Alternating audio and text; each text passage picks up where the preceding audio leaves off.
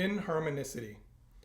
Inharmonicity refers to the slight deviations from the ideal harmonic frequencies that occur in real-world musical instruments.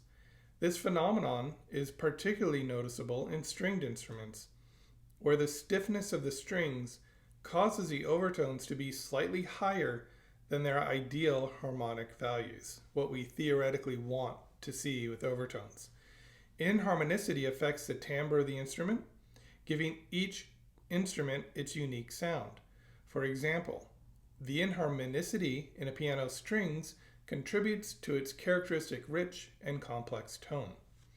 In highly inharmonic tones, some partials may segregate from the complex sound and be heard separately, which can affect the perceived pitch and timbre. Understanding inharmonicity is crucial for composers and musicians, as it influences how instruments blend together in an ensemble. This is a complex topic that we will return to at a later point in time. For now, know that the reason why your composition, if you're a composer, doesn't sound the same on a computer in real life is partially and potentially largely due to inharmonicity. A notation program, even with sampled sounds, will not perform with the inharmonicity of live instruments that are playing together in the same room.